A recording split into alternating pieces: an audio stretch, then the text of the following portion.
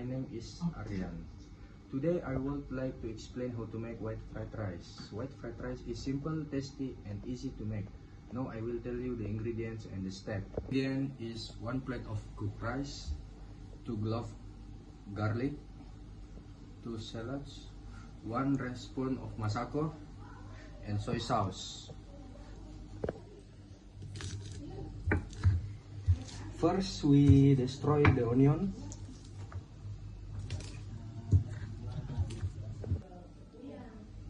First, we put oil. To put the onion in the pan.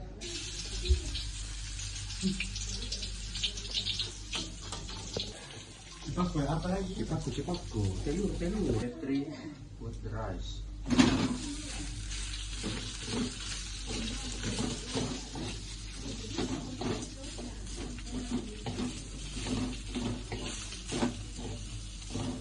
Step 4, we put masako. Step 5, put egg.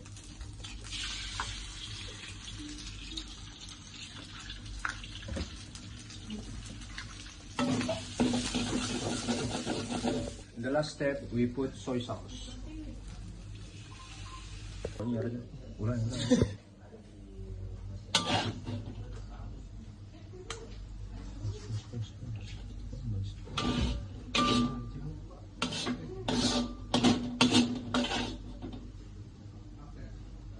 Thank you for your attention.